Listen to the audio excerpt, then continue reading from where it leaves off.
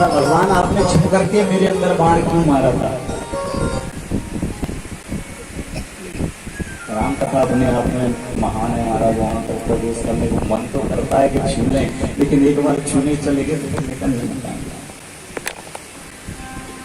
बाली को वरदान लगा हुआ है, मार सकता।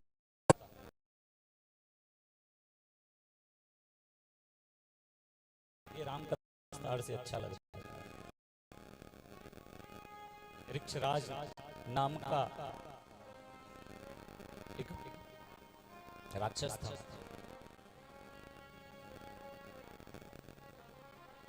जो श्राप के कारण स्त्री बन गया और बहुत सुंदर स्त्री बना। एक बार इंद्र की नजर उस स्त्री पर पड़ी, उसे देख करके लालायित हो गए और तेज स्खलित हो गया। जब तेज स्खलित हुआ तो तेज जाकर के उस स्त्री के बालों पर गिरा। कहते हैं वहां से बाली की उत्पत्ति हुई। पुनः एक बार दूसरी बार श्री सूर्यदेव जी महाराज वहां से गुजरे। सूर्यदेव का मन भी उसे देख करके लालायित हो गया, उनका तेज स्खलित हुआ और ग्रीवा गले पर जाकर के गिरा। वहां से सुग्रीव का प्राकट्य हुआ है महाराज।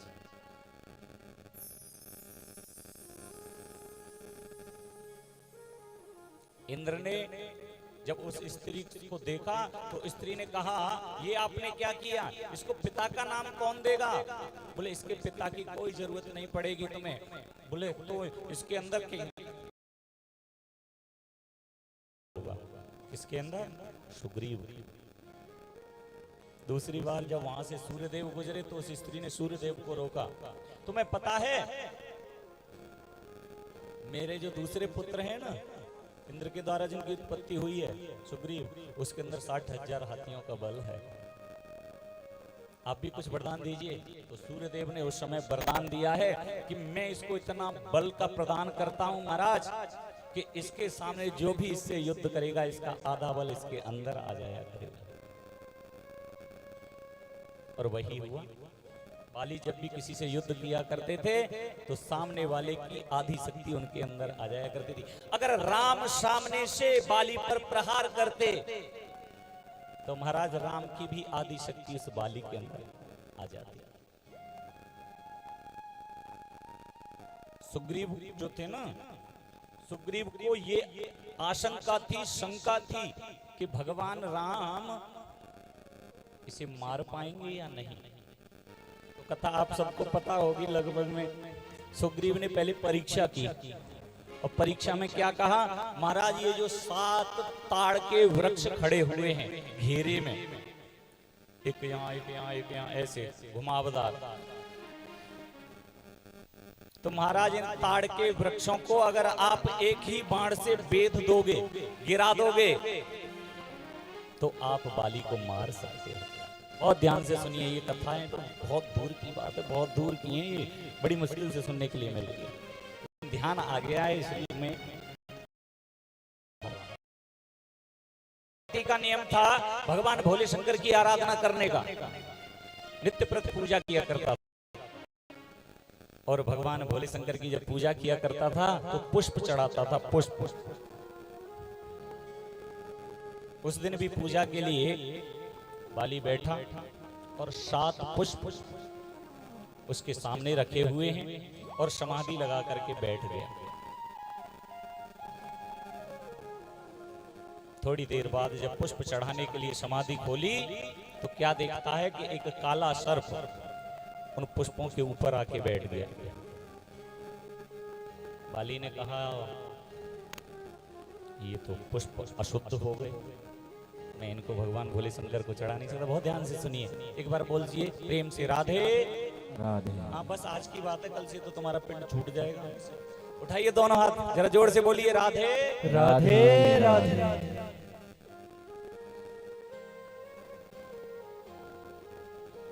जब उस सर्प को उन पुष्पों के ऊपर बैठा देखा, बाली क्रोध में आ गया।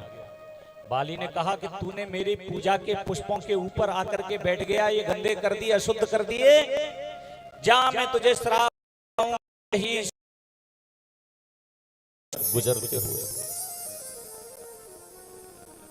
सर्प ने कहा महाराज मैंने आपको पाप होने से बचा लिया है और आपने मुझे श्राप दे दिया है, लेकिन आपका श्राप मुझे मंजूर है, लेकिन तुमने बिना सोचे विचारे मुझे श्राप दिया है, इसलिए मेरा भी श्राप है। मेरे अंदर से 7 वृक्ष तो निकल जाएंगे, उगाएंगे, लेकिन महाराज जो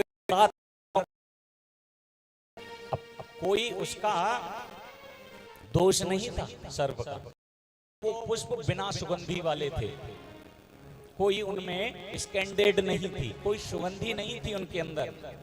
तो ये शास्त्र कहता है, शिवांक कहता है, शिव महापुराण कहता है, कभी भी भगवान भोले शंकर को बिना सुगंधी वाले पुष्प नहीं चढ़ाने चाहिए।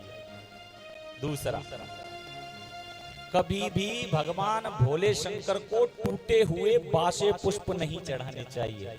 अब ज्यादा अंदर जाएंगे तो फिर महाराज बहुत लंबी कथा हो जाएगी। भीम का विवाह जिससे हुआ था उस कन्या ने भी तो बासे पुष्प ही चढ़ा दिए थे, इस कारण से पति मरा हुआ मिला। तो कहने का तात्पर्य भगवान भोले शंकर को 2 प्रकार के पुष्प नहीं चढ़ाने चाहिए। कौन कौन से? एक बिना सुगंधी वाले और एक पहले दिन के टूटे हुए बासे पुष्प। तो महाराज समय आने पर सुग्रीव ने कहा कि आप इन 7 वृक्षों को अगर गिरा दोगे तो बाली को मार डालोगे। तो फिर कैसे भगवान राम ने गिरा दिए वो 7? राम कथा अपने आप में महान है।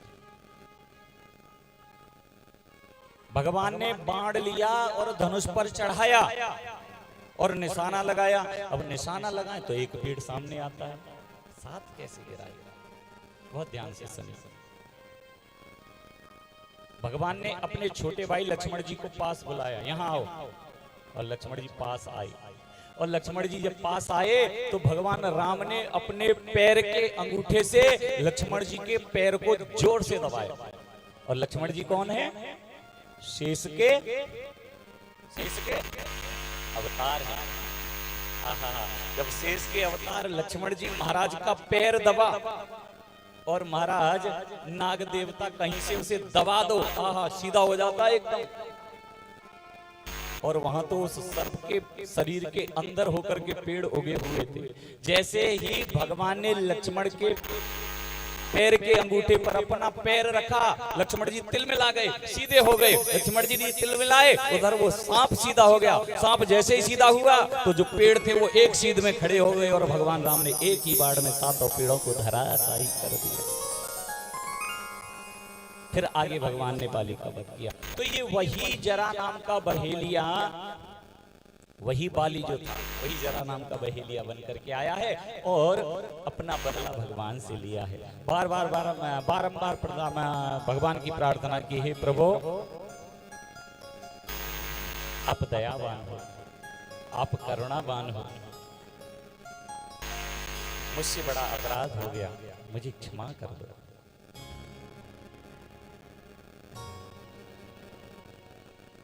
और भगवान ने अंतिम समय में किसको याद किया है? थोड़ी देर पहले मैंने बताया, विदुर को। जब भगवान जाने लगे तो विदुर की बहुत याद आती है। विदुर को बुलाते हैं, विदुर कहने लगा, विदुर जी क्षमा कीजिए, मैत्रेय मुनि की बहुत याद आई और विदुर जी की बहुत याद आई। लेकिन जब अंतिम समय भगवान का जाने का हुआ है, बहुत विलाप। इसके बाद भगवान इस बार लोग खड़े हुए देखने के लिए आए हैं कि इस बार भगवान कहां जाएंगे।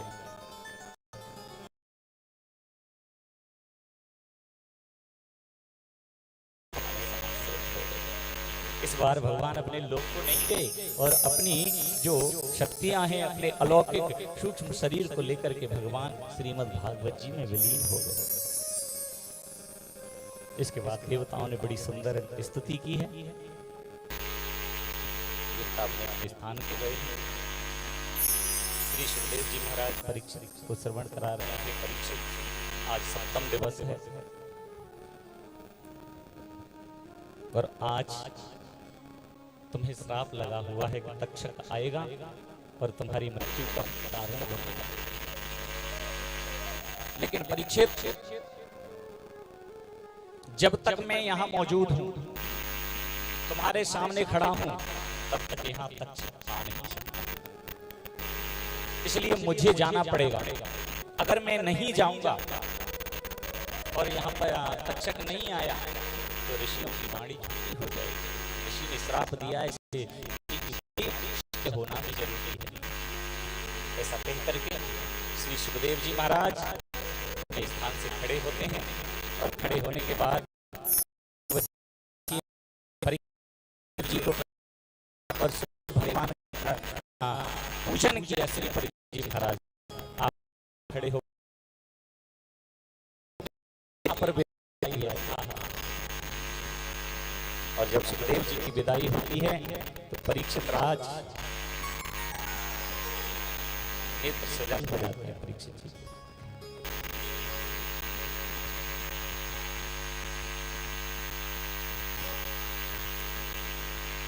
ने बड़ा सुंदर निवेदन किया। इस योग्य हम कहाँ हैं, गुरुवर तुम्हें मनाए। इस योग्य हम कहाँ हैं, गुरुवर तुम्हें मनाए।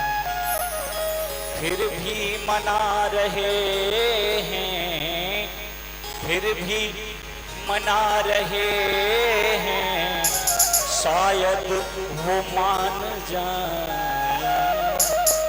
आइए भाव से श्री सुखदेव जी के चरणों में वंदन कीजिए।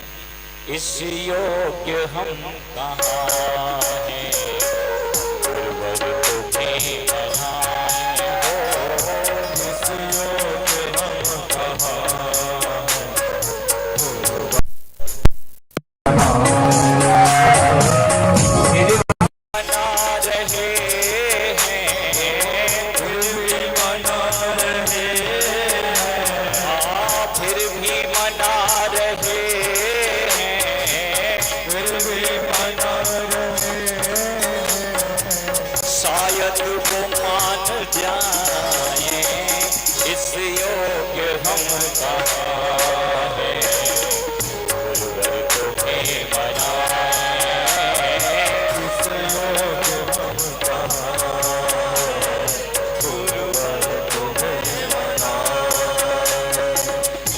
से जन्म लिया है, विषयों ने मुझको घेरा।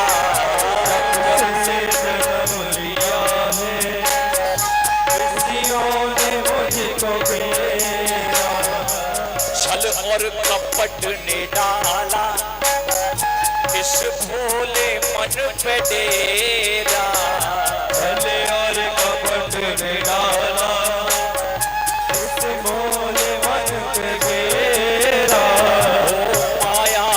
बंधनों ने, माया के बंधनों ने हरदम रखा दबाए। इस योग्य हम कहाँ हैं, गुरुवर तुम्हें मनाए।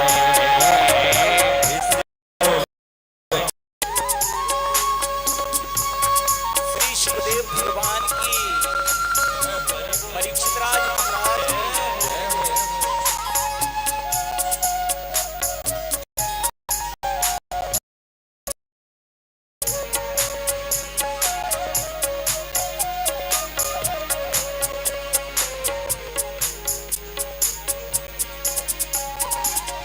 तेरा नाम जब पुकारे, माया पुकारती है। तेरा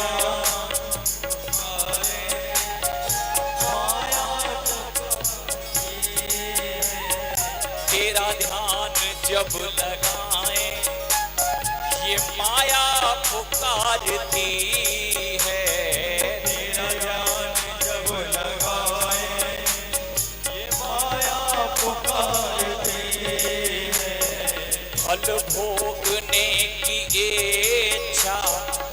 फल भोगने की इच्छा कभी तृप्त हो न पाए, इस योग्य हम कहाँ हैं, गुरुवर तुम्हें मनाए, इस योग्य हम कहाँ हैं।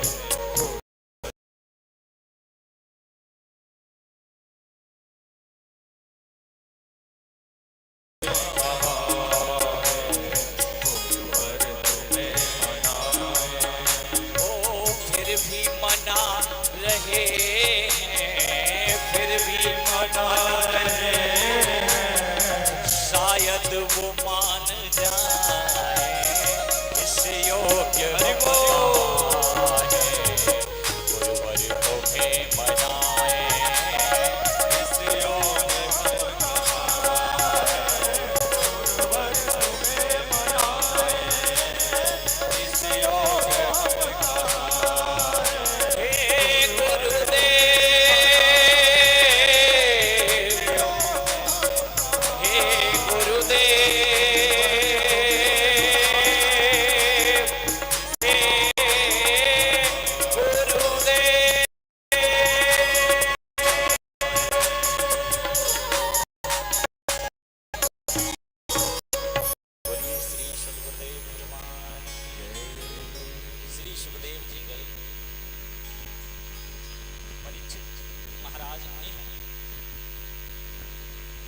प्राण के बैठे हुए, जिसे अपने बारे में जानकारी हो जाए यही तो मुक्ति है। और सुखदेव जी ने परीक्षित को ये जानकारी करा, जो ये शरीर है ये नाशवान है, अविनाशी है। सुखदेव और परीक्षित का संवाद यहाँ तक है, लेकिन हमने प्रथम दिवस कथा कहाँ से शुभारंभ की थी, नेमी सारण्य के क्षेत्र से। अब उन्हें शौनकादिक 88,000 ऋषि बैठे हुए हैं और सूत जी महाराज। अब यहाँ पर सूत जी महाराज और शौनकादिक ऋषियों का आपस में वार्तालाप होता है। सूत जी महाराज कहते हैं, महाराज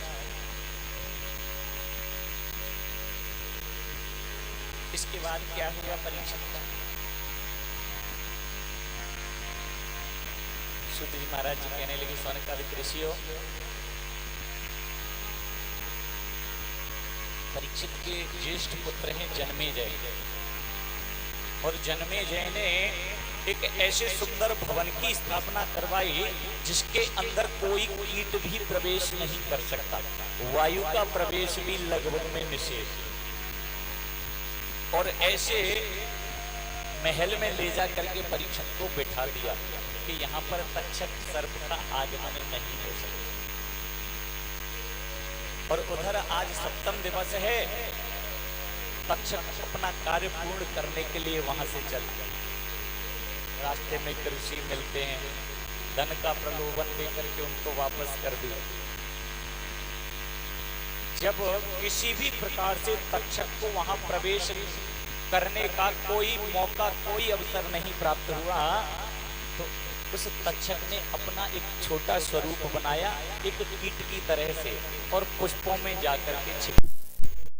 महाराज पूजा के लिए परीक्षित राज महाराज ने जब पुष्प मंगाए तो उन्हीं पुष्पों के साथ तक्षक ने प्रवेश कर दिया। पूजा करने के लिए परीक्षित ने जैसे ही पुष्प उठाया, और पुष्प को जैसे उठाया उसमें से तक्षक प्रकट हुआ, और तक्षक प्रकट होकर के परीक्षित राज महाराज के नाक में दंशन किया। क्यों जी? कहते आया सर्प खा गया परीक्षित को, और परीक्षित का मोक्ष हो गया। परीक्षित का मोक्ष तो महाराज मैंने बता दिया, कथा सुनते ही हो गया था, लेकिन नाक में ही दंशन क्यों किया? बाकी किसी अंग पे क्यों नहीं किया? क्योंकि जिस समय जी महाराज राजा परीक्षित को कथा श्रवण करा रहे हैं, उस समय पर जैसे ही परीक्षित के पूर्वजों के विषय में सुखदेव जी ने वर्णन किया कि तुम्हारे पूर्वजों में इतने बड़े बड़े धनुर्धर, इतने बड़े बड़े वीर बलशाली हुए हैं कि भीम जो थे ना 10,000 हाथियों के बराबर बल था, और उन्होंने ऐसे सेना के रथों को उठाया और रथों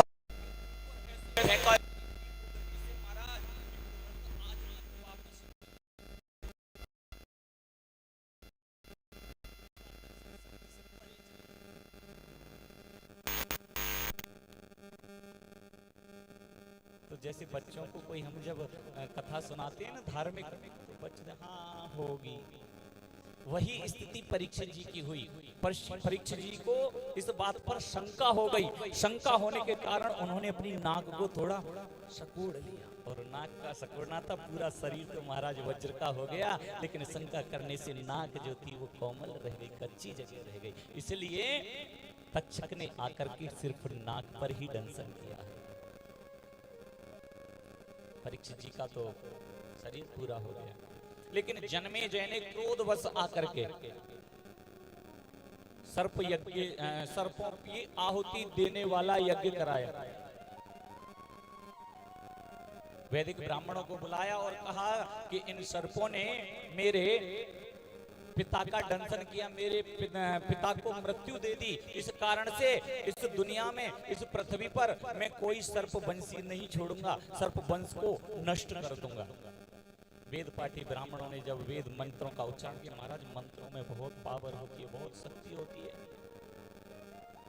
लोग कहते हैं हम पूजा करते हैं, पूजा का इतना महत्व नहीं है महाराज, मंत्र का महत्व है।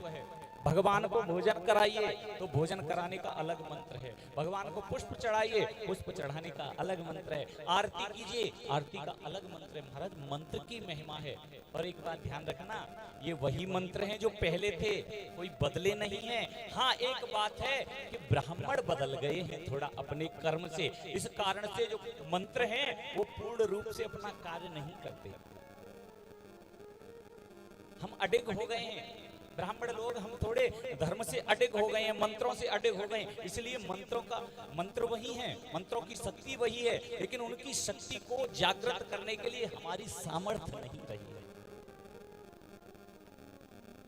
तो मंत्रों का जब उच्चारण किया गया तो उस यज्ञ कुंड में सारी दुनिया के सर्प आ करके भस्म होने लगे। सारे सर्प आए लेकिन तक्षक नहीं आया। तक्षक ने क्या किया? तक्षक इंद्र के दरबार में गया और जाकर के कहा तक्षक नहीं आया, तक्षक को बुलाओ। ब्राह्मण बोले महाराज तक्षक ने तो अमृत पी लिया है, और अमृत पी करके वो तो इंद्र के इंद्रासन से लिपटा हुआ है। जन्मेजय बोला ऐसे मंत्रों का उच्चारण करो इंद्र के आसन के सहित उठ करके यहाँ आ जाए। मैंने बताया ना ब्राह्मणों के मंत्रों में बड़ी शक्ति होती है। ब्राह्मणों ने ऐसे मंत्रों का उच्चारण किया, महाराज इंद्र के सिंहासन के सहित तक्षक उड़ करके वहां अग्निकुंड में आने वाला है, ऊपर ही है। उसी समय जन्मेजय के नाना है, नाम है आस्तिक मुनि। आस्तिक मुनि आए और उन्होंने जन्मेजय को समझाया, ये तुम क्या कर रहे हो? नहीं नहीं, मैं इस वंश को नष्ट कर दूंगा। आस्तिक मुनि ने कहा एक बात बताओ,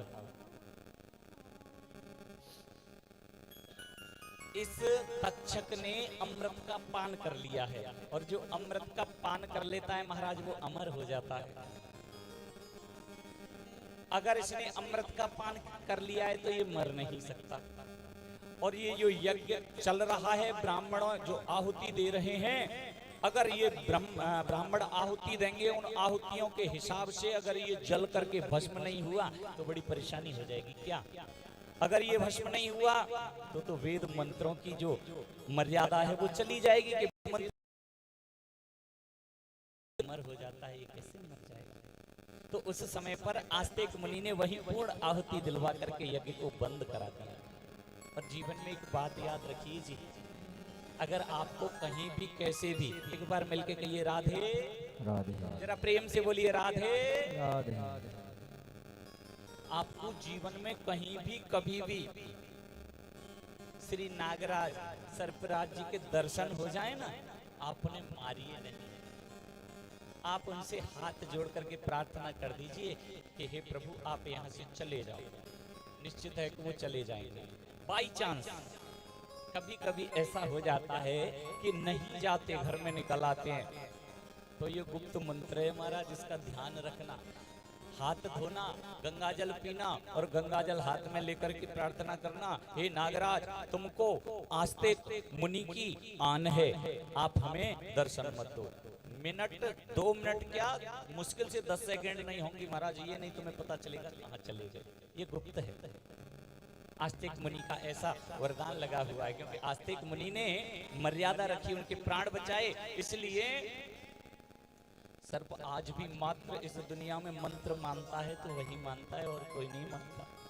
इसलिए उनकी आन रखने के लिए, उनकी लाज रखने के लिए सर्प योनि विलुप्त हो जाती है, वहां से चली जाती है। इसके बाद सूत जी महाराज वर्णन करते हैं, मार्कंडेय ऋषि को भगवान ने दर्शन दिए हैं। करारविंदेन पदारविंदम मुखारविंदे विनिवेशयन्तो वटस्य पुत्रस्य पटेशयनं बालमुकुन्दं मनसा स्मरामि। प्रलय के जल में मार्कंडेय ऋषि को भगवान के दर्शन हुए हैं। एक प्रकरण में ये बताया, और दूसरे प्रकरण में श्री सूत जी महाराज कहते हैं, हे ऋषियों, सप्त दिवस हो गए, कोई पानी पीने चला गया, कोई अपने घर चला गया, कोई एक दिन बीच में गोली कर गया। तो कहते हैं जब उल्था प्रातः हम श्रवण कर लेते हैं, बैठोगे आप, दरिद्रासन नहीं, सही आसन। आइए पहले 2 मिनट हरिनाम चर्चा, फिर उसके बाद उल्था सुनाएंगे।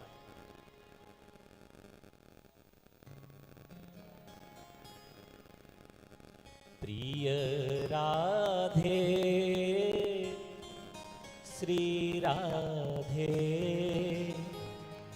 राधे राधे प्रिया प्रिया। आइए भाव से दोनों हाथ उठा के गाइए। प्रिय राधे श्री राधे, राधे राधे प्रिया प्रिया।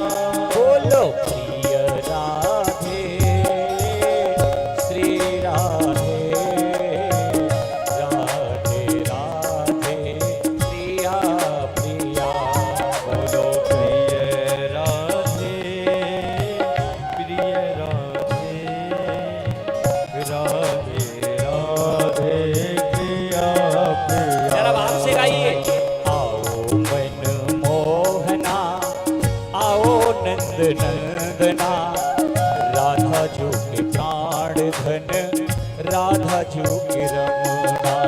आओ मन मोहना, आओ नंद नंदना, राधा जो के प्राण धन, राधा जो के रमना। जी आओ मन मोहना,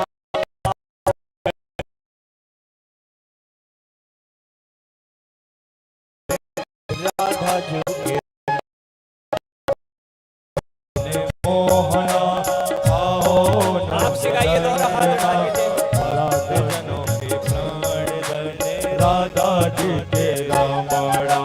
सांवरिया मीठी मीठी बाजे, बाजे रे तेरी बांसुरिया। बोलो सांवरिया मीठी मीठी बाजे, तेरी बांसुरिया। बोलो सांवरिया मीठी मीठी बाजे, बाजे तेरी बांसुरिया।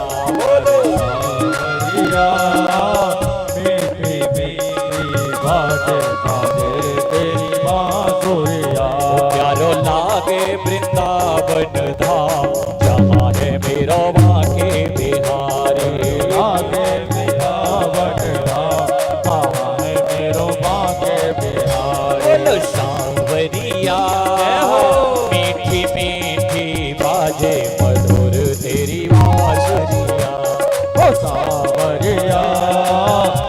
मीठी मीठी लागे नागरे तेरी बांसुरिया। बोलो सांवरिया मीठी मीठी बाजे मधुर तेरी बांसुरिया। बोलो सांवरिया मीठी मीठी बाजे नागरे तेरी बांसुरिया। सांवरिया मीठी मीठी बाजे मधुर तेरी बांसुरिया। बोलो सांवरिया मीठी मीठी बाजे मधुर तेरी बांसुरिया। ओ मीठी मीठी बाजे ओ मीठी मीठी बाजे नागरे तेरी बांसुरिया। मीठी मीठी बाजे मधुर तेरी बांसुरिया। ओ मीठी मीठी बाजे मधुर तेरी बांसुरिया। बोलिए बांके बिहारी लाल की जय हो। श्री शूद्र जी महाराज सोनिकादिक 88,000 ऋषियों से कहते हैं, हे ऋषियों, श्रीमद् भागवत जी में 12 स्कंद हैं, 335 अध्याय, जिसमें 6 अध्याय महात्म्य लुप्त हो गए हैं और ये समय अभी रह गए हैं, लुप्त हो गए हैं कुछ। महात्म्य में भक्ति नारद संवाद और धुंधकारी का मुख्य, ये सब कथाएं श्रवण की। इसके बाद प्रथम स्कंद जब शुरू हुआ तो प्रथम स्कंद में सुखदेव जी परीक्षित के जन्म का प्रसंग करते हैं। इसमें कुंती स्तुति, भीष्म स्तुति, राजा परीक्षित की सभा में सुखदेव जी के आगमन तक का वर्णन होता है। इसके साथ ही ये पहला स्कंद समाप्त हो गया था महाराज। दूसरे स्कंद में सद्यो मुक्ति, क्रम मुक्ति का वर्णन करते हुए ब्रह्मा की उत्पत्ति और चतुश्लोकी भागवत की व्याख्या का वर्णन किया गया है। इसके साथ ही ये दूसरा स्कंद भी समाप्त हो गया था। तीसरे स्कंद में विदुर मैत्रेय संवाद, कपिल देवूति संवाद, हिरणाक्ष वध आदि का वर्णन किया गया है। इसके साथ ये तृतीय स्कंद समापन हुआ था। चतुर्थ स्कंद में सती चरित्र, ध्रुव चरित्र, ध्रुव जी के वंश का निरूपण किया गया है। इसके साथ ही चतुर्थ स्कंद समाप्त हुआ है।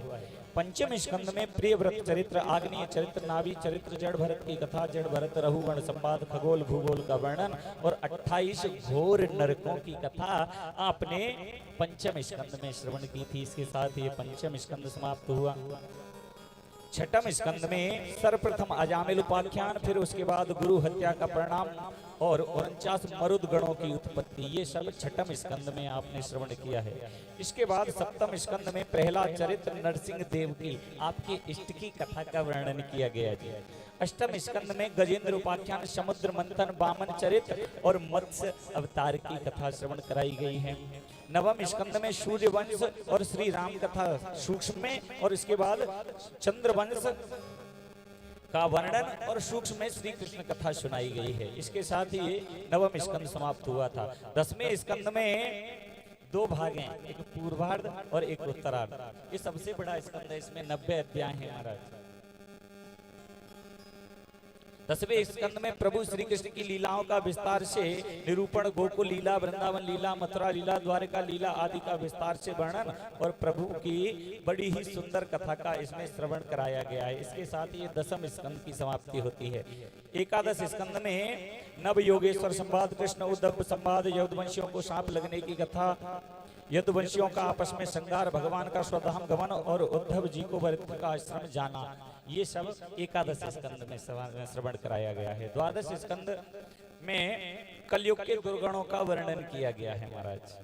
कलयुग में अभी आने वाले समय में क्या होगा उसके लिए तो भागवत जी में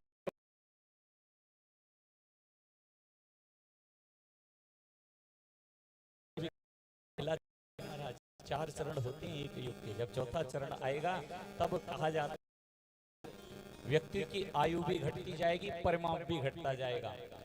और जब ज्यादा घोर अत्याचार होने लगेंगे उस समय भगवान उत्तर प्रदेश में मुरादाबाद जिले में संबल नगरी में विष्णु यश ब्राह्मण के यहाँ अवतार लेकर के आएंगे और नाम होगा कल्की भगवान। और हाथ में महाराज इस बार मुरली नहीं होगी, सीधी तलवार होगी। आएंगे और दुष्टों का संहार करेंगे, ऐसा भागवत जी में वर्णन किया गया है। और इसके बाद यहीं पर इस द्वादश स्कंद को पूर्ण किया गया है। जिस प्रकार सूत जी महाराज कहते हैं, बहने वाली नदियों में जैसे गंगा श्रेष्ठ है, देवताओं में कृष्ण श्रेष्ठ है, वैष्णवों में शंकर श्रेष्ठ हैं, वैसे ही पुराणों में श्रीमद् भागवत निम्न गानाम यथा देवानाम उच्यतो यथा वैष्णवानाम यथा समूह पुराणाम मिदम तथा। श्रीमद् भागवती सर्वोत्तिलक बताई गई है सब पुराणों का। इसके बाद सभी मिलकर के जो अंतिम श्लोक है श्रीमद् भागवत जी का, उसका सभी गान करेंगे। आप अपने अपने सिर को ढकें, क्योंकि हमसे कोई गलती हो गई हो तो भगवान उसी क्षमा करें। और इस अंतिम श्लोक को सभी गान करते हुए श्रीमद् भागवत जी को विराम की तरफ ले रहे। सभी ध्यान कीजिए, प्रभु का बड़ा सुंदर स्वरूप। नाम संकीर्तनम यस्य, नाम संकीर्तनम यस्य सर्व पाप प्रणाशनम, सर्व पाप प्रणाशनम प्रणामो दुख समनस्तम, प्रणामो दुःख समनस्तम नमामि हरिं परम, नमामि हरिं परम, नमामि हरिं परम, नमामि हरिं परम। ओम श्री हरये नमः, ओम श्री हरये नमः, ओम श्री हरये नमः, ओम श्री हरये नमः, ओम श्री हरये नमः, ओम श्री हरये नमः। श्रीमद्भागवत महापुराणे द्वादश स्कंदो समापनः। इस श्रीमद् भागवत महापुराण का जो फल है गोविंद आप अपने चरणों में लीजिए, और जिन भक्तों ने इस कथा को कराया है उनके पितरों को आप मोक्ष प्रदान कीजिए। उनका घर परिवार सदैव धन धान्य से आपके आशीर्वाद के स्वरूप फले फूले और हमेशा प्रसन्नता बनी रहे, ऐसी भगवान से मेरी कामना। प्रिय भक्तों, इंसान गलतियों का पुतला है।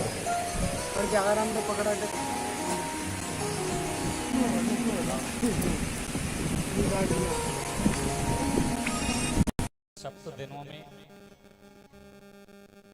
जाने में अनजाने में मुझसे या मेरे आए हुए किसी भी भाई से कोई गलती हुई हो, किसी को कटु वचन बोला हो, मैं कभी कभी कटु बोल देता हूँ ऊपर से, अगर आपके दिल को आघात पहुँचा हो तो मैं आप सबके समक्ष झोली फैला करके उसकी भीख मांगता हूँ कि आप मेरी उस बात का बिल्कुल ध्यान नहीं करें और आप अपना बच्चा समझ करके मुझे क्षमा कर दें। हम दुनिया में जाते हैं,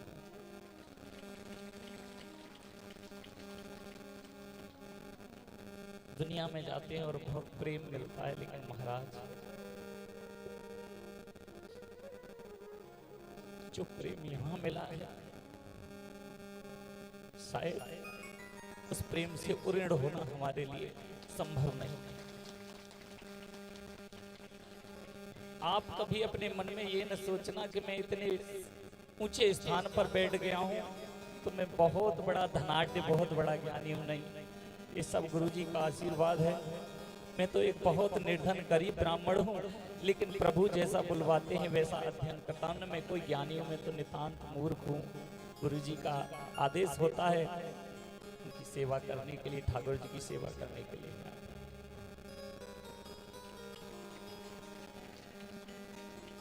लेकिन एक जिस प्रकार से एक पिता अपने पुत्र को गंगा स्नान के लिए ले जाता है और बच्चा छोटा होता है तो पिता उसका हाथ पकड़ के या उसकी उंगली पकड़ करके गंगा में स्नान कराता है, क्योंकि अगर उंगली छूट गई या हाथ छूट गया तो बच्चा डूब जाएगा। उसी प्रकार से गुरुजी इस अबोध बच्चे को हमेशा उंगली पकड़ अपने साथ रखना, अपना हाथ, अपना वर्चस्व इस बच्चे के सिर पर बनाए रखना।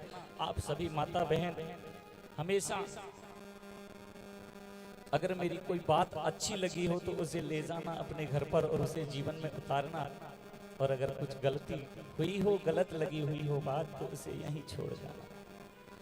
वैसे हम परदेसी हैं, पक्षियों की तरह हैं। भगवान ने जो हमारा अन्न दाना हमें ग्रहण कराया है वो ऐसे बिखेर दिया है।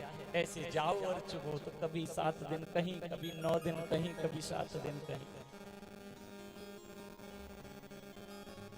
जाते जाते एक बात कहूंगा बस, उसके बाद आपको ब्रज की होली दिखाएंगे, उसके बाद पूजन और आरती होगी।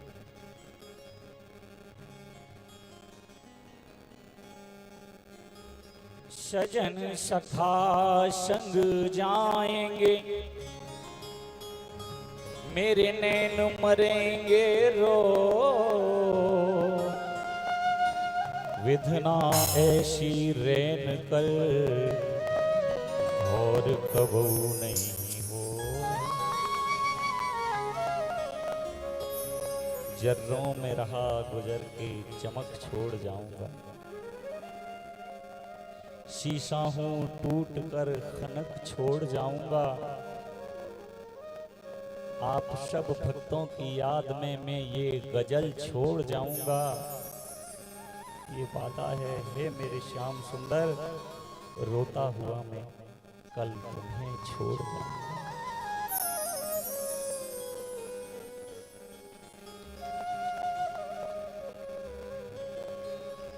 मिलन 7 दिन का हमारा तुम्हारा, हो रही जिंदगी तो फिर, रही जिंदगी तो फिर, हो रही जिंदगी तो भक्तों मिलेंगे दोबारा। मिलन 7 दिन का हमारा तुम्हारा, मिलन 7 दिन का हमारा तुम्हारा। हो रही जिंदगी तो फिर, रही जिंदगी तो फिर, मिलेंगे दोबारा। मिलन 7 दिन का हमारा तुम्हारा, ओ मिलन 7 दिन का हमारा तुम्हारा।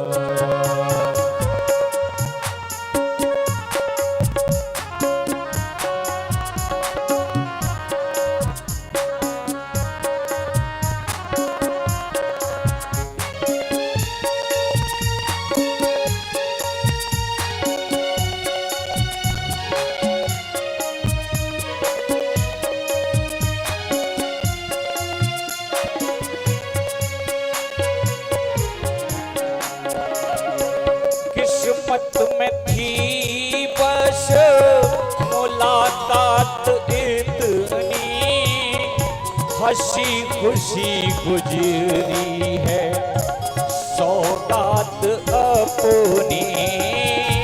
किस्मत में थी बस मुलाकात इतनी, हंसी खुशी गुजरी है याद इतनी। किस्मत में थी बस मुलाकात इतनी, हंसी खुशी गुजरी है सौगात अपनी। चमकेगा कब अपनी, चमकेगा कब अपनी किस्मत का तारा। मिलन 7 दिन का हमारा तुम्हारा, ओ मिलन 7 दिन का हमारा तुम्हारा।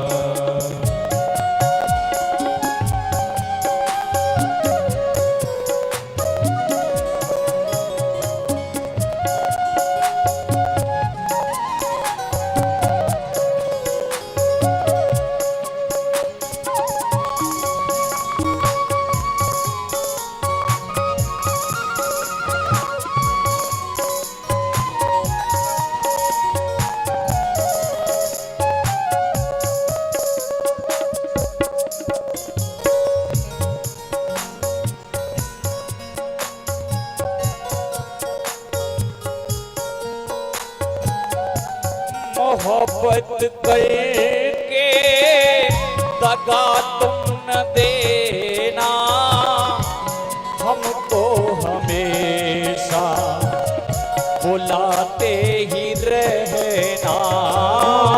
मोहब्बत करके दगा तुम न देना, हमेशा हमेशा बुलाते ही रहना। क्या क्या मैं कर चुका हूँ और क्या क्या मैं करूंगा, क्या क्या मैं कर चुका हूँ आइंदा और क्या क्या करूंगा। मरने के बाद एक खता और होगी मुझसे, सब पैदल चलेंगे मैं कंधों पर चलूंगा। मोहब्बत करके दगा तुम न देना, हमको हमेशा बुलाते ही रहना हो। करना न तुम कभी, करना न तुम कभी हमसे किनारा, मिलन आज दिन का हमारा तुम्हारा। मिलन रात दिन का हमारा तुम्हारा। ओ जीवन है अपना माटी का खिलौना, किसको खबर क्या कब कैसे होना।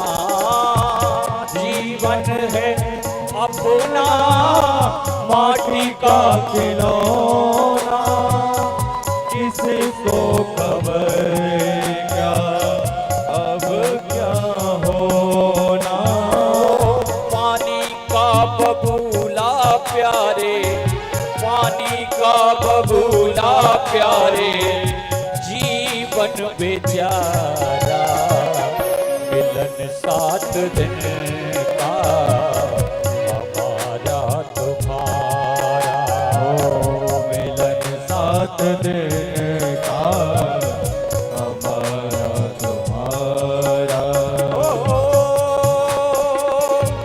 लिखने वाले ने लिख डाले, लिखने वाले ने लिख डाले, मिलन के साथ बिछोड़े हैं असहुन दूर जाना। ये दिन रह गए थोड़े, आशा उड़ उड़ जाने आए दिन रह गए तो।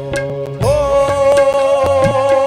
लिखने वाले ने लिख डाले, लिखने वाले ने लिख डाले, मिलन के साथ बिछोड़े हैं असहुन दूर जाना। ये दिन रह गए थोड़े,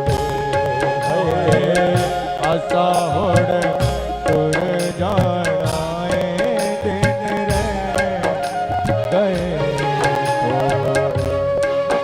है दुनिया के दस्तूर है कैसे सारे बंधन सपनों जैसे। दिल गम सहले है कैसे, कोई आंसू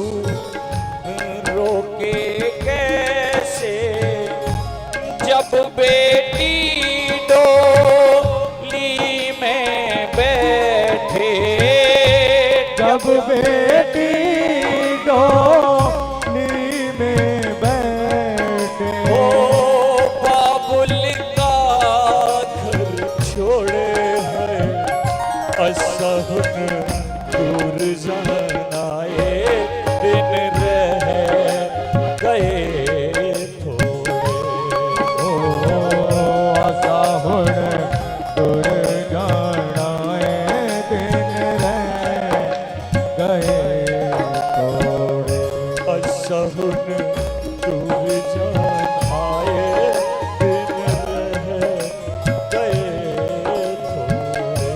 थोड़े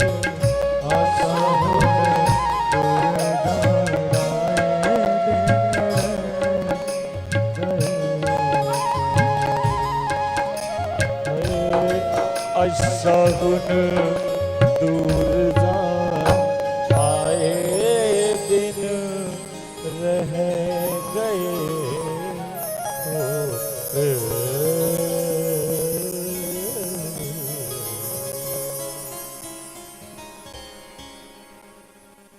नियम के अनुसार जिन्होंने पूजन कर लिया अच्छी बात है, जिन्होंने नहीं किया वो करेंगे। आप सबको होली की तरफ लेकर के चलते हैं।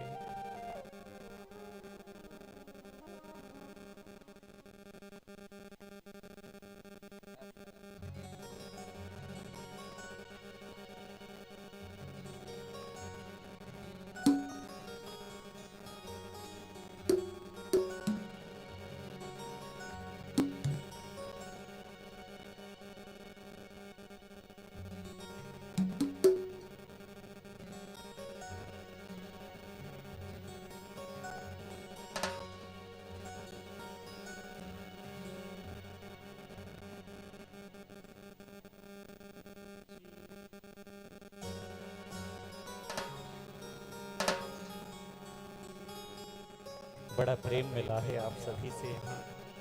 इस प्रेम से हम कभी उर्ण नहीं हो सकते। लाई चलिए होली की तरफ चलते हैं। दुनिया में होती है होली और ब्रज में होता है होरा। ब्रज को होरा इतना मशहूर है बातू देखवे के ताई दूर दराज से, आउट ऑफ कंट्रीज, फॉरेन से भी लोग आते हैं। और आप तो बहुत पास के हो, कोई ज़्यादा दूर के नहीं हो। इसलिए आप सब मिलकर के उस होली का आनंद आज यहाँ भी लीजिए।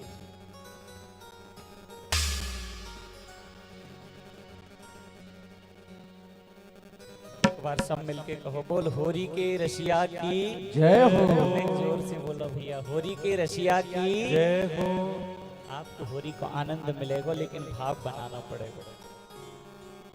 तो पहले होरी के रशिया को मनामे और बाकू बुलावे।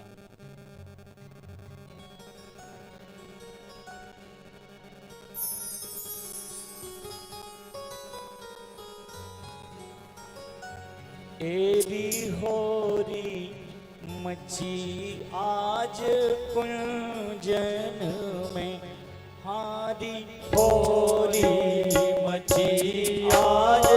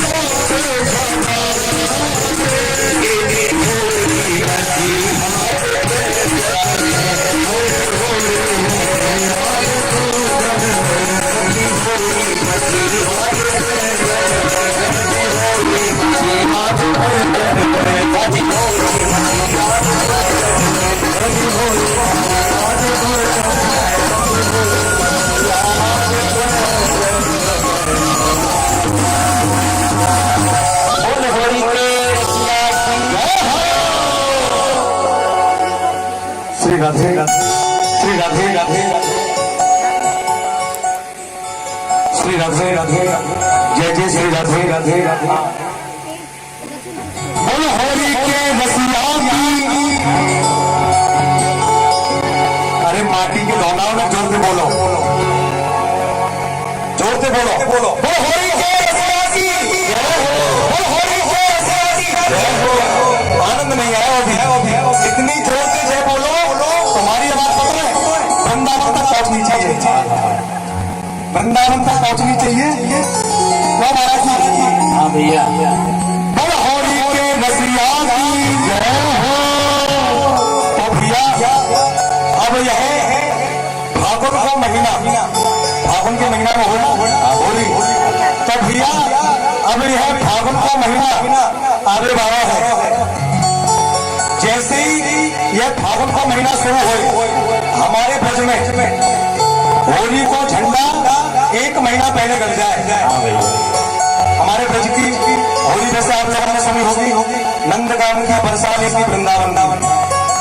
तो भैया जब ब्रज में होली को महीना जैसे ही लग जाए तो ब्रजवासी एकदम आनंद में हो जाए होली के महीना में। तो भैया होली को महीना लगते ही ब्रजवासी चकाचक भांग छाने, चकाचक बादाम में रबड़ी में घुटे ब्रजवासियों की भांग। तो भैया जैसे ही होली का महीना शुरू हो तो वामी बरसाने से श्री राधा रानी की एक पत्रिका आई। अच्छा भैया, वहां में पता क्या लिखी, वहां में लिखी हमारे कन्हैया के काजे, वो पत्रिका आई। वहां में लिखी, हे प्यारे श्याम सुंदर, आप हमारे बरसाने में होली खेलने के काजे अवश्य पधारी हो। तो भैया जैसे ही हमने श्री राधा रानी को निमंत्रण सुनो, मन में भैया बड़े ही प्रसन्न है कि भैया चकाचक भेंट बांध के लठ लेके और भांग छान के बरसाने जाएंगे, क्योंकि भैया बरसाने में बड़ी चटकनी मटकनी ब्रजगोपी रहे। हाँ भैया, जो लठमार हो रही है ना, एक अगर धोखे से कमर पे पड़ जाए तो भैया कम से कम महीना भर से पहले आराम से वापिस से खाई करते रहो जब आराम हो। तो भैया जैसे ही हमने सुनी और हम कन्हैया के सबको कन्हैया और भैया लाला इसको आ जाने।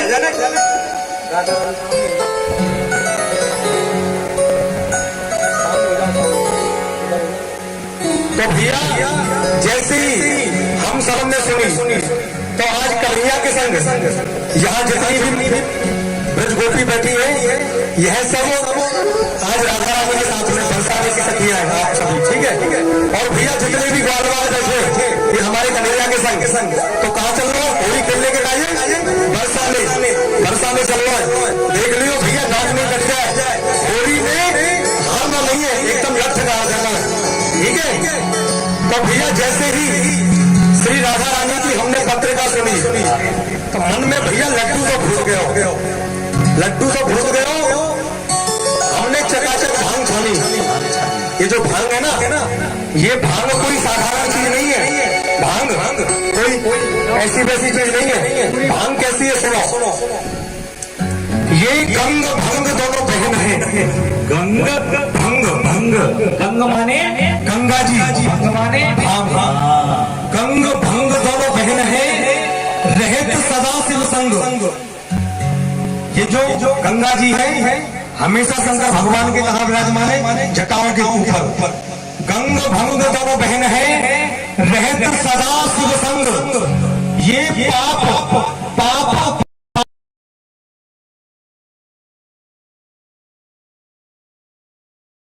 भैया एक समय जब पिछली बार हमने भैया पिछली बार होली पे भांग छानी, हमारे सामने तो कहा है गए भैया बड़ो ही विचित्र है गए हमारे साथ भांग के नशे में हमने चकाचक भांग छानी। भांग के नशे में अपने भाभी भैया से बिगाड़ दी। भांग के नशे में जिनने अपने भाभी भैया से बिगाड़ दी। वाह। और भैया भांग के नशे में हमारे सास ससुर गए रूसली। भंग के नशे में हाँ भैया के सास ससुर गए रूस की रूठ गए रूठ गए। हमारे ब्रज में बोले रूस गए, ये हमारी ब्रज भाषा है, रूस गए। तो भैया सवेरे ते जबते भांग छानी, जबते भैया काऊ ना काऊते झगड़ो चल रहे हो हमारो भांग के नशे में। एक और हमने बहुत बड़ा काम कर दियो भांग के नशे में। हमारे सास ससुर गए रूसरी, भांग के नशे में हमने मार दी मुष्टि मार दी और कौन शेर ना मार सको। अरे भैया बहुत बड़ा काम करो, छोटा मोटा काम लग रहा है। सही बात है। तो भैया या भांग की और पता भांग के नशे में कहा भयो या भांग की तो मैं कहां तक बड़ाई करूं, या भांग तू खाए के मैं बहु बैला और दूसरी। बहुत बढ़िया करे वाला एक के तक डोल में पड़ रहा है, दूसरी के चक्कर में कहां जाओगे पता ही नहीं चली दूसरी कब मैं पीछे लग गई। वाह बढ़िया, बहुत बढ़िया लाला। तो भैया अब हम कहाँ चलेंगे? बरसाने। और बरसाने कैसे चलना है? ऐसे नहीं, मीठी मीठी ताली के साथ। राधा रानी कन्हैया को कैसे बुला रही है? दोनों हाथ ऊपर करके चलना है।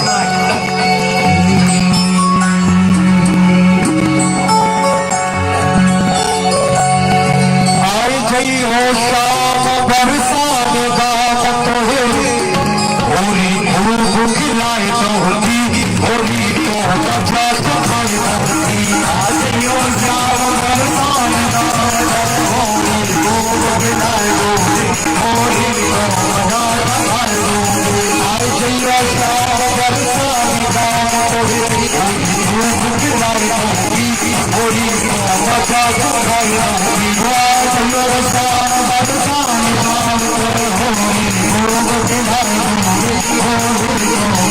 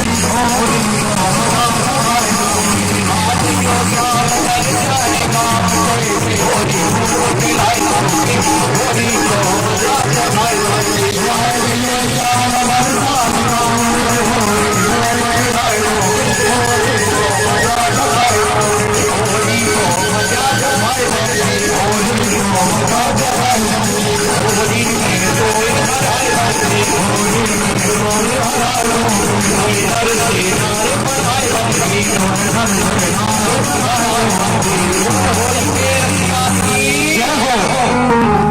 तो भैया अब हम चलते चलते बरसाने की आधी रास्ता पे पहुंच गए। अभी ने थोड़ा सा कष्ट और करना है, बरसाने तक पहुंचना है ना, होली खेलने के लिए। तो भैया जब हम बरसाने की बिल्कुल पास में पहुंच गए तो हमारे कन्हैया ने कही भैया बरसाने में अगर प्रवेश करना है ऐसे नहीं गाते बजाते भाई। अच्छा, कैसे प्रवेश करना है? और भगवान कृष्ण भाग में अरे भाग खेल बरसाने आए हैं,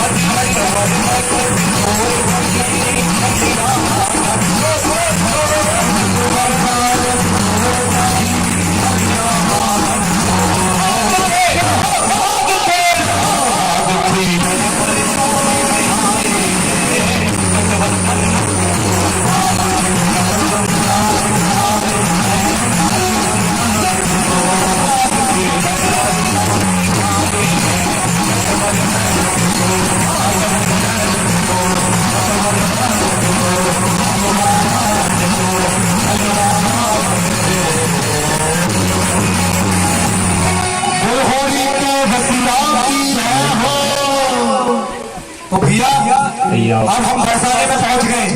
कहाँ पहुंच गए? ओ भैया बरसाने में पहुंच गए। तो भैया लगना है वैसे बरसाने में पहुंच गए हम।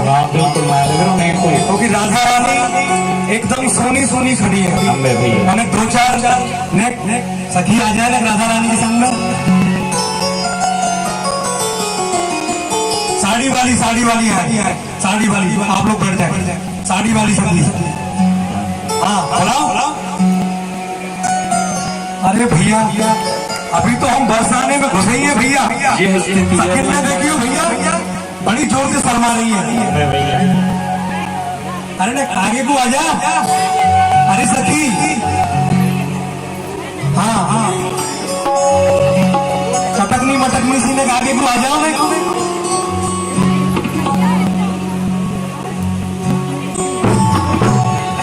हाँ भैया हाँ भैया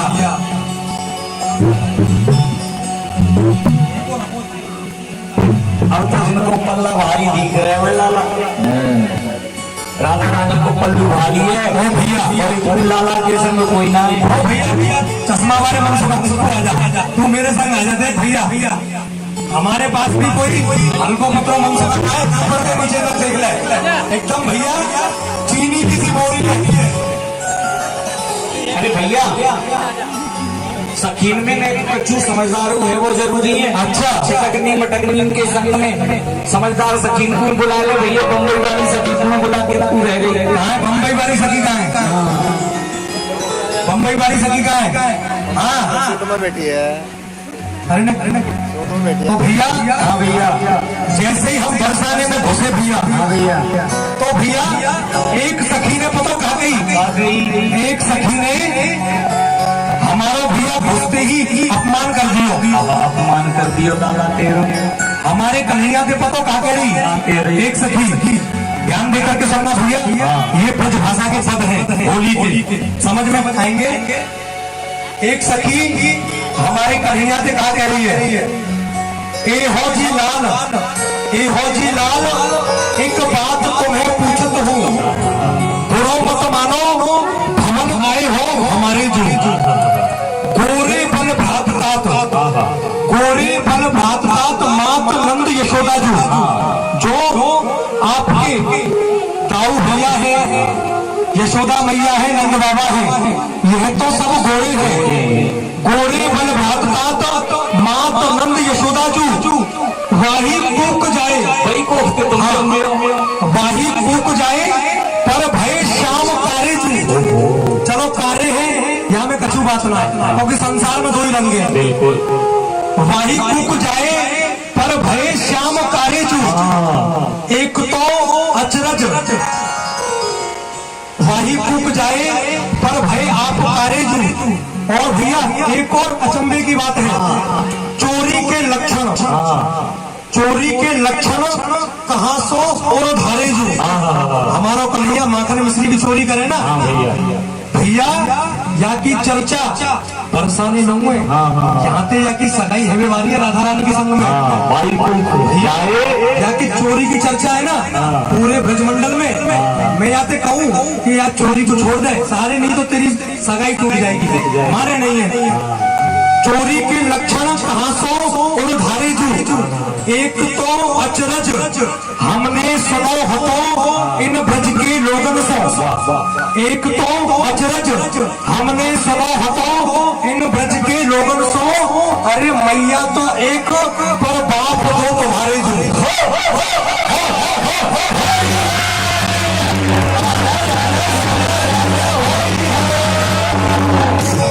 भैया भैया यहाँ सखी ने हमारे कन्हैया से बोलो कहा कह दी, देखो प्यारे श्याम सुंदर आप तो दो दो बापन के जाए हो। अच्छा भैया, तो भैया सही बात है का? वैसे तो जो लाला सही कह रही सखी, कैसे सही कह रही? अब तो जो दो बापन को ही है। दो बापन को है? हाँ। अरे भैया बहु याद आ गई, याकूब भैया कंस की कारागार में वसुदेव जी के यहाँ तो यानी जन्म लियो है, और भैया नंद बाबा ने याकूब पालो है। बिल्कुल एकदम सही बात है भैया। जवाब नहीं दिया मैंने कहा दियो भैया। अरे भैया मोह को डर लग रहा है, एक जो तगड़ी सी सखी खड़ी है ना, ये भैया मारे कमे घसीटा जाता है। चिंता चुप कर रहे हो, बहुत बाल खाड़ी ऐसा चिंता मत कर, यहाँ सखी को खसम तो आज हमारे संग। बहुत बढ़िया। अच्छा भैया आगे रही लाला जी, अरे वो तो ना, हाँ बिल्कुल एकदम पढ़ जानो है जब की तरह। कहा कह रही जी? हाँ दो बापन को जाओ। साची कहो जीजा में नाय कछ में लाज हमें, बिल्कुल सही कह रही हो, हमें बिल्कुल शर्म ना लगे जवाब। साची कहो जीजा में नाय कछु लाज हमें, इन्हीं गुल पाई तीनों लोग ठकुराई की, पर तुम्हारे इन नैनन में बास नित मेरो रहे। तुम्हारी जो नैन है ना सुंदर सुंदर, इनमें मेरो ही बास रहे। कन्हैया को तुम्हारे इन नैनन में बास नित मेरो रहे, तुमसे ही सीखी टेव चोरी और बुताई की, नीकी पर रीति भानपुर के बसैयर की। भानपुर समझ गए ना बरसानो? अरे नीकी पर रीति भानपुर के बसैयर की, और करके सगाई याद पूछता जमाई की।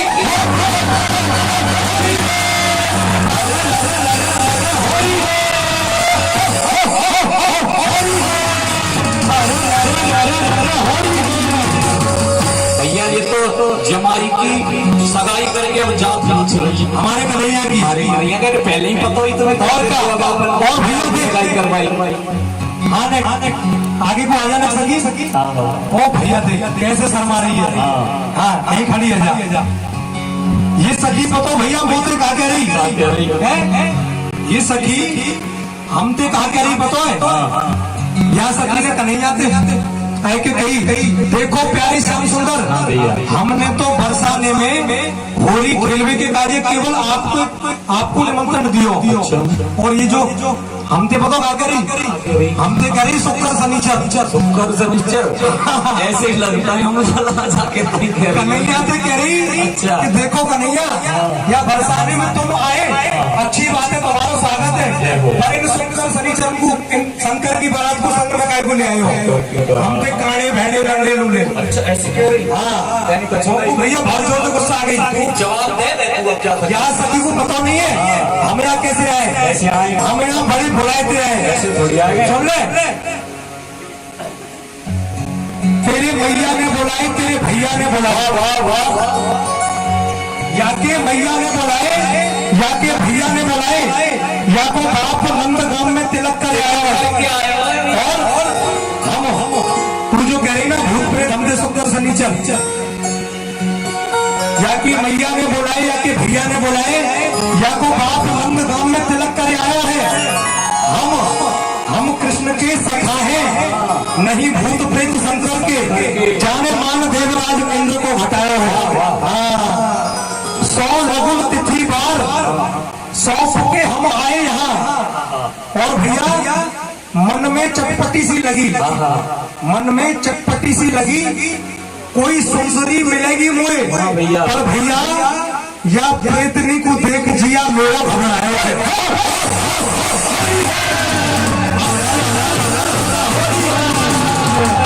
होली के रसिया भैया ये तो होली में भैया एकदम प्रेतनी सी लग रही है।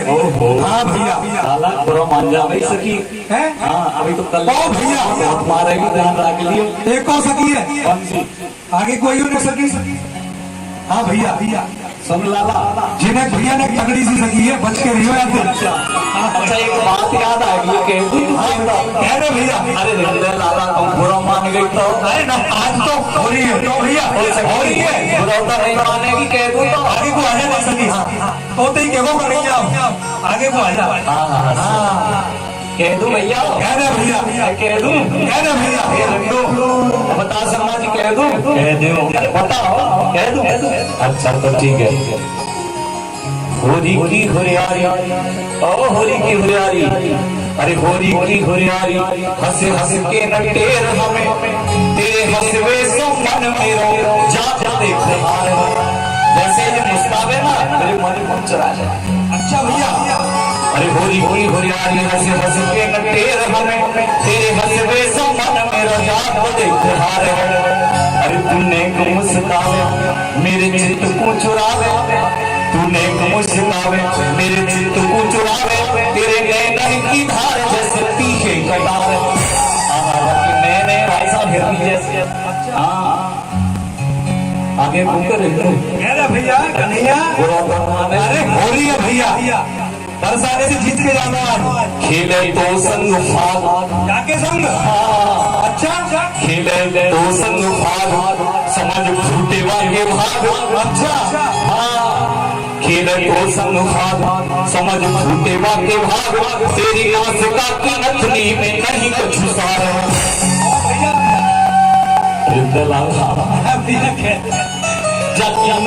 नथनी में नहीं देखे कभी भैया सार है। जाते होत हनुमान जैसे हनुमान जी महाराज की जय। जाते होत हनुमान जैसे और बाम पहलवान जैसे, और ये तो मारी नहीं है नरसिंह अवतार है। वो नरसिंह भैया मेरा मन नहीं कर रहे हो खेलने के टाइम, तू बता लाला तेरा मन क्या कर रहे हो?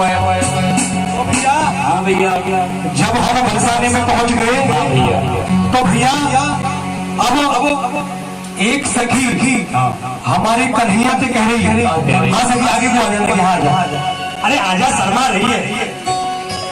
ये सखी हमारे कन्हैया से कह रही, देखो प्यारी श्याम सुंदर, मैं तुम्हारे संग में होली नहीं खेलूंगी। तो भैया कन्हैया ने कही काय को, जब मैं पिछली बार कन्हैया के संग होली खेली तो कन्हैया ने मेरी चूड़र में ऐसो रंग डालो, ऐसो रंग डालो, ऐसो रंग डालो, जो कि अब तक नहीं छूटा है। तो भैया इस सखी क्या कह रही है? मेरी चूड़र में